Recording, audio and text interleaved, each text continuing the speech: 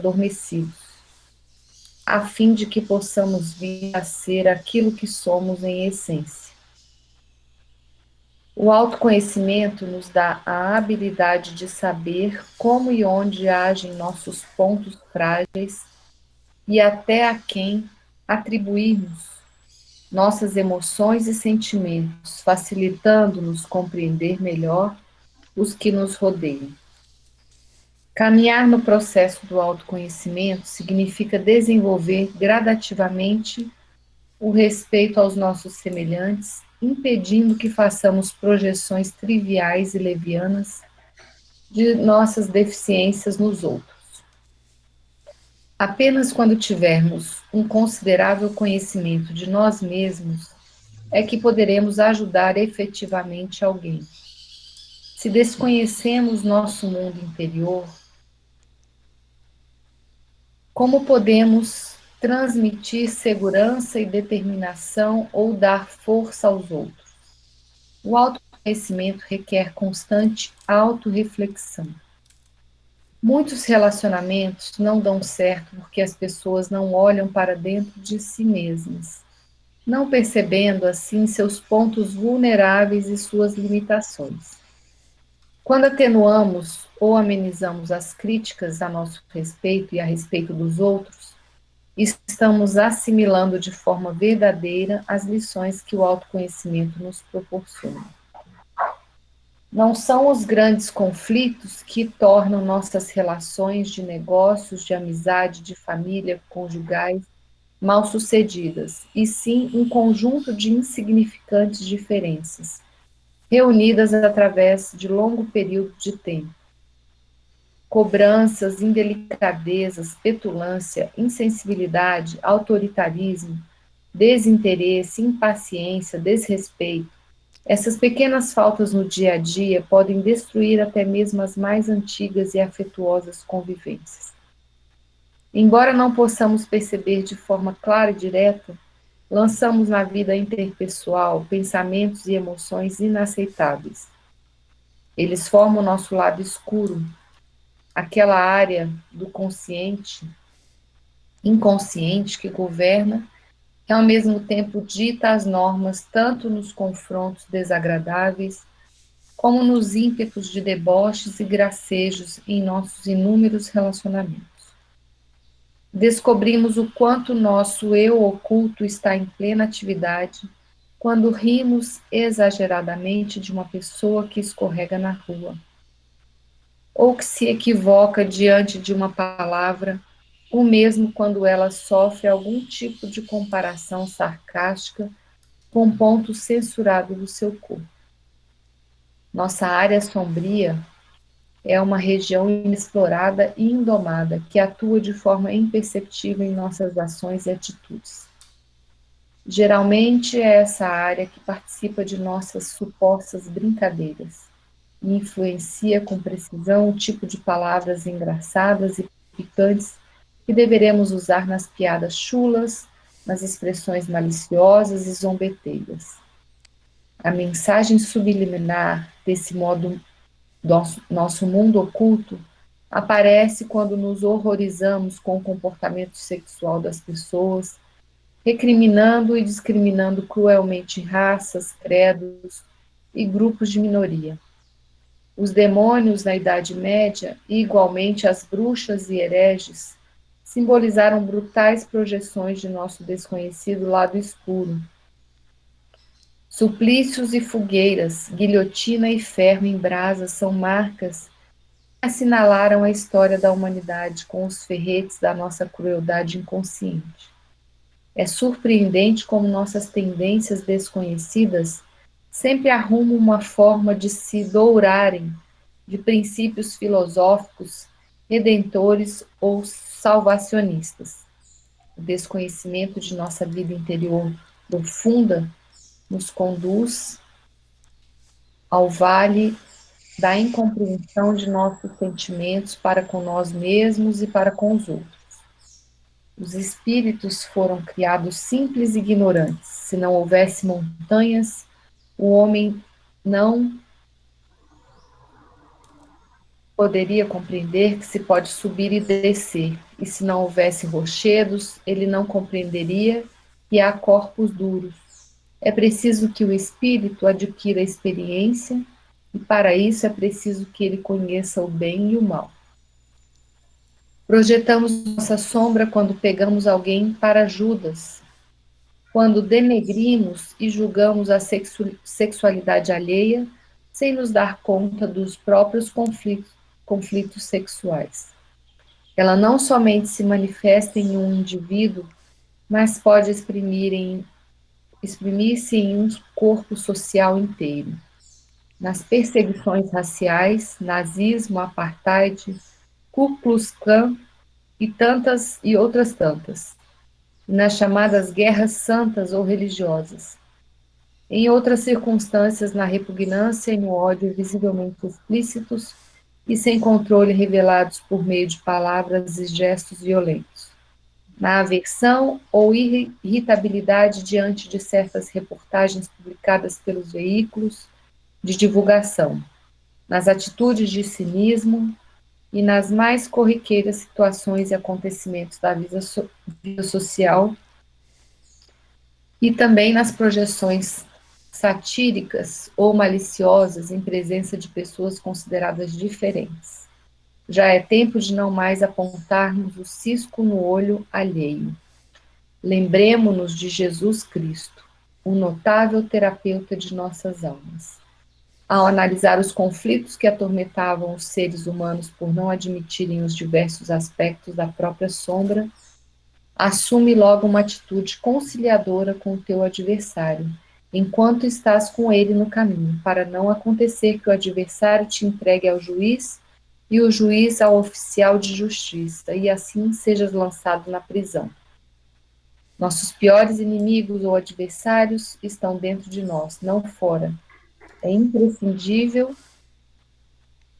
nos reconciliarmos com os opositores íntimos, ou seja, enxergarmos com bastante nitidez nosso lado escuro, para atingirmos paz e tranquilidade de espírito. Não somos necessariamente aquilo que parecemos ser. O autoconhecimento é a capacidade inata que nos permite perceber de forma gradativa tudo o que necessitamos transformar. Ao mesmo tempo, amplia a consciência sobre os nossos potenciais adormecidos, a fim de que possamos vir a ser aquilo que somos em essência. Amém. É engraçado como, não sei de quando é esse texto, mas parece que foi escrito ontem, né? Pensei nisso. Sim, eu pensei nisso, exatamente nisso. Como é atual. Que fala exatamente de uma das grandes dificuldades que a gente tem. Acho que não é nem o autoconhecimento em si, é aceitar aquilo que a gente descobre de nós mesmos. E saber também que as pessoas que são mais próximas são os nossos maiores desafios. Então, quando ele fala de família e tal, é onde aparecem as situações, né? E eu vejo assim, por exemplo, a questão política, né? Eu escuto muito assim, porque o fulano votou, né, no fulano e o outro, né? Mas assim, eu falo assim, metade da população quase, né, votou em um, a outra metade votou no outro. Mas a pessoa olha no naquele da família que fez a situação. Olha só que não, né? E falando, né, aproveitando que eu entrei no campo da política, eu falo como que a pessoa pode melhorar se são milhões de pessoas fazendo um julgamento, criticando, né? Não existe nem essa possibilidade. Aí a gente reza, a gente pede para os nossos irmãos que estão nos vales, né, das sombras, mas o primeiro político que aparece, você deseja tudo de mal, tudo de ruim, né? Então, não, é uma dicotomia muito grande. A Diva, uns dias atrás, tinha levantado justamente essa questão da má vontade que todo mundo, né, tem com os políticos e da carga negativa que todo mundo arremessa em direção ao Congresso, né? Que não facilita em nada o trabalho dele. E a gente é muito rápido em julgar, né? Principalmente se qualquer coisa. A gente pode não entender, mas se não nos agrada, a gente julga rapidamente, já critica e agride. É. A rapidez com que a gente faz isso é impressionante. Um, um ponto que eu achei bacana também nesse texto foi logo no começo, né? Ele falando do autoconhecimento, e ele falou que os maiores aprendizados estão nas pequenas coisas. Eu achei isso muito bonito, porque às vezes a gente não presta atenção nas pequenas situações da vida e quanto que a gente pode se conhecer nessas situações, né? Então, é algo que a gente deve começar a tentar, né? Esse aspecto, né? É, quais foram as raízes que aconteceram isso, quais são os alicerces, como é que foram os meus sentimentos nessas pequenas atitudes, né? Então teve uma parte no começo que eu achei até interessante, porque são coisas que às vezes passam meio que batidas, do tipo aqui, né? Ele coloca aqui cobranças, indelicadezas, petulâncias, insensibilidade, autoritarismo, desinteresse, impaciência, desrespeito, essas pequenas faltas do dia a dia. Então, às vezes a gente acha que são coisas pequenas, mas que vão se somando, que vão se somando, e o processo do autoconhecimento começa a perceber isso. Quando a gente cada vez mais vai trabalhando, procurar entender o que causa as nossas reações, as nossas atitudes, a gente começa a perceber cada vez mais essas pequenas atitudes que nós agimos que não percebemos, sabe? Então, nesse texto me tocou muito essa parte aqui das pequenas coisas, né? E da atenção que a gente deve dar a esses detalhes. E legal é que ele fala esses pequenos detalhes que eles se mostram mais presentes em casa, né? Na rua a gente se veste de uma capa de sociedade e a gente tenta ser mais sociável. E a gente coloca essas pequenas diferenças mais evidentes quando está, como a Neuza falou, no meio de pessoas que a gente tem relacionamento, que a gente tem o nosso dia a dia, que a gente não quando a gente é nós mesmos, né, que a gente não precisa mostrar nenhuma sociabilidade, nenhuma máscara social a eles. Então é quando a gente deixa escapar realmente vários pequenos detalhes mostrando o que nós realmente somos no íntimo. Eu também achei interessante esse pedaço, porque a pandemia, ela fez com que a gente convivesse muito próximo, né? Normalmente, assim, as famílias, né? Os casais, por isso que os casais, muita gente se separou, né, nesse período, porque todo dia de manhã você saía, ia trabalhar, almoçava, via, você não via a pessoa com quem você convivia, você não via tanto, né? Você não tinha um contato tão próximo, tão íntimo, né? E no decorrer de muitos anos, as brincadeirinhas que ele fala, né, as piadinhas, as maneiras de... algumas coisas que são colocadas, mas você no dia a dia, como você estava trabalhando, você estava vivendo uma série de coisas, você não, não, não percebia, aquilo também não te tocava e tal. E aí veio a pandemia e aquilo parece que ficou muito forte, né? As pessoas começaram a se conhecer... essas pequenas brincadeirinhas, essas pequenas coisas que no dia a dia passava em branco, quando a gente vai conviver 24 horas, um ano e meio, que seja, home office, isso e aquilo, exige da gente muito, né? E aí a gente começa a se ver uma pessoa bem diferente do que você imaginava que era. O seu relacionamento, como você via, né? Não é também tão, né? Por quê? Porque você vê que... E o outro também, né? Você começa a conhecer o outro. Eu acho que a pandemia, nesse aspecto, ela fez isso. E aí ele fala de ter paciência, né? De ter respeito, de todas essas coisas que a gente... Aí a gente vai vendo que ao longo dos anos a gente vai perdendo, e perdendo de uma maneira bem sutil, né? É a brincadeira, é a fala, é aquela alfinetadinha pequena, e aquilo vai tomando conta, e aí quando você vê, você está ali emaranhada e você já nem sabe mais como falar, você já nem sabe como ser, é estranho, né? E você começa no autoconhecimento a olhar isso e fala assim, mas como é que eu posso mudar isso? Como é que eu posso... E quando você vê, você já falou, quando você vê, você já escapuliu a coisa que você não queria ter falado. Eu tô falando nesses relacionamentos mesmo, bem familiares, bem juntos, né? A gente ter esse controle que a gente tem na rua, né? Que o Silvio está colocando, ter dentro de casa, de respeito, de cuidado, né? Com o outro. E aí a gente não tem dentro de casa, né? E aí quando você começa a ter a prestar atenção e você escapole toda hora, né? Você até quer mudar, mas quando você vê, você escapuliu. E é difícil, né? Eu acho que a pandemia ela veio bem forte nesse aspecto. Sim. E, e um outro ponto que eu me lembrei também quando, né, a gente lendo esse texto do autoconhecimento foi alguns aspectos das artes marciais, né? Porque nas artes marciais, quando ela realmente tem uma base assim, porque muitas delas têm uma base espiritual, né?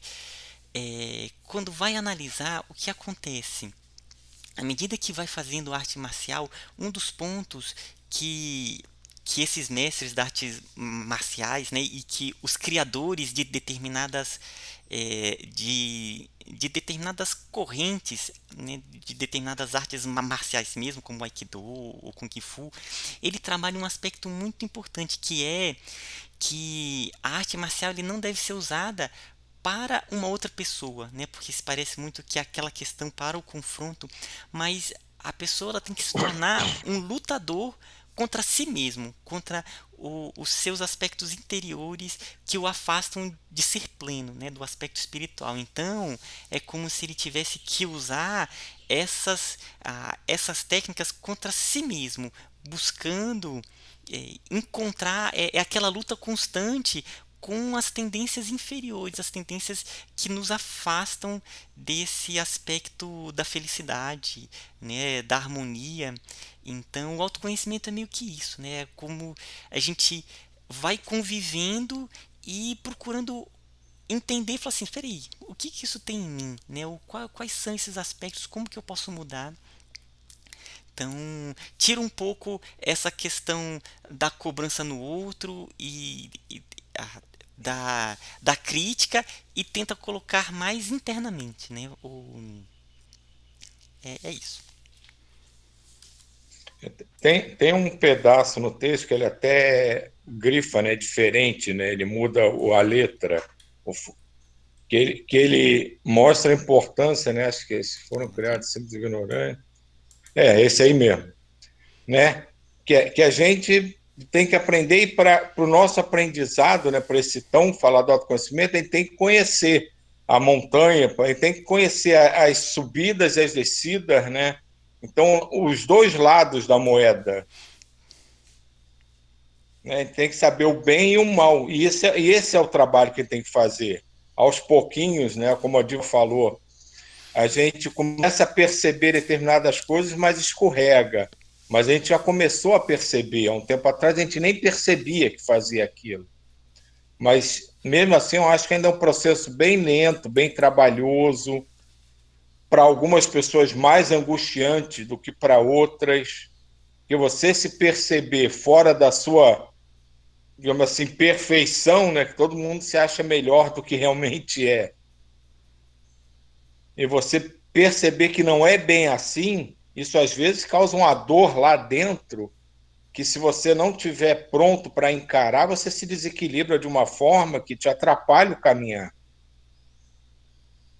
Então, é essa sinceridade em saber que a gente precisa aprender muito ainda, que a gente não é nem perto do que imagina que que a gente tem que ter bem fixado nossa consciência e estar disposto a descobrir coisas ruins sobre nós mesmos para que essa caminhada se faça realmente presente. E sempre ouvi dizer que o melhor instrutor para qualquer um é o teu pior inimigo, que ele sempre vai te dizer a verdade.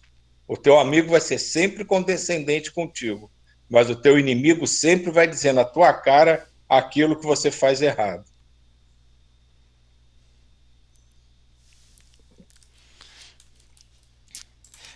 Silvio, teve uma vez que eu escutei uma expressão que é bem isso que você falou, que é o bendito tirano.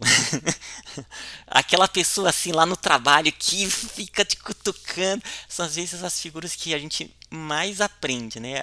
Aquela pessoa ali que é né, aparentemente o nosso a pedra no sapato da vida, mas que tá ali por algum motivo que a gente pode crescer muito para isso, né? À medida que a gente vê que essa vida é uma escola de aprendizado, a gente começa a tentar, né?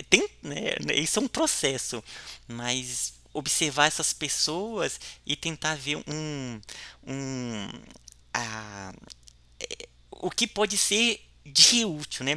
Eu vou só contar um caso aqui rápido. Quando eu estava na graduação, eu não fiz aqui em Brasília, né? Eu fiz lá em Campinas. Aí a nossa república eram com 8 pessoas, né? Imagina, 8 homens, imagina a bagunça que era aquela república, né? E a gente ficou ao lado de um centro que era católico, né? Que tinha lá inclusive tinha padre. E eu gostava porque lá eles tinham uma sala que a gente podia ficar estudando, né? Imagina, 8 pessoas em uma república, então eu sempre podia ir lá e ficava lá. E aí eu fiquei amigo do padre, né? Aí, de vez por outra eu conversava lá com o padre, tinha uma pessoa na república que eu não aguentava ele, sabe? Ele era, eu assim, eu achava ele muito chato. Aí uma vez eu conversando com o padre, aí padre, não, fulano, eu não suporto ele, me dá uma coisa assim, tal. Aí ele chegou e me falou uma coisa que foi uma experiência maravilhosa. Ele chegou e falou assim: olha, eu lhe recomendo a partir de hoje você procurar ele, estar com ele, né? É, procura conviver com ele. Aí eu ali, né, ainda graduação, aquela coisa jovem, né? Tá bom, eu vou tentar fazer isso. Gente, foi impressionante como mudou completamente, sabe? Eu buscava estar com ele e ali naquele trabalho eu comecei a ver que ele era um cara bacana, sabe? Do jeito, eu comecei a compreender um jeito dele e aí depois a gente se tornou grandes amigos, sabe? Então foi uma experiência muito bacana aquele conselho do padre. Né? Como você disse, até a gente perceber que a pedra no nosso sapato é uma coisa importante para a gente, leva um tempo. Uma coisa, Ismael, que você falou que eu acho bem interessante, compreender, tentar compreender o outro, né? Por mais difícil que seja uma pessoa, tem um porquê, às vezes. A gente, assim, nem que seja porque ela é doente. Nem que no final você olha assim, então, ela é doente. Mas, assim, sempre tem um porquê. A gente tem que ir escarafunchando, tentando descobrir a história da pessoa, percebendo as coisas, porque e isso, pelo menos para mim, me faz é mais fácil o tal do perdão, né? Que não é perdão. Outro dia minha irmã estava falando para mim, você é uma pessoa que tem facilidade de perdoar e tal. Mas eu falo assim, não, primeiro perdoar, eu não acho. Eu acho que só que é muito cansativo carregar essas mágoas, essas coisas muito tempo. Para mim é muito cansativo. Mas outra coisa é isso. É, tá bom, então vou tentar entender essa pessoa. Aí eu busco a história da pessoa, eu procuro saber como é que foi a infância dela, eu começo a perguntar da vida da pessoa, porque de repente a gente descobre que tem um porquê. E aí, quando a gente tem esse porquê, parece que fica mais fácil tentar a gente entender as dificuldades do outro. Não é que aquilo que ele faz de ruim para a gente vai deixar de ser ruim, ou que a gente não vai gostar, ou vai gostar. Na hora a gente até fica bravo e tudo. Mas depois, com o tempo, você vai lá, é por causa disso, é por causa daquela situação.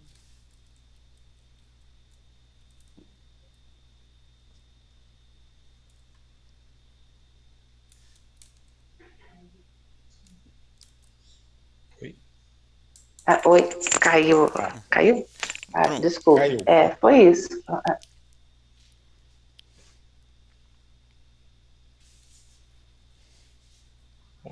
Já são 8h32.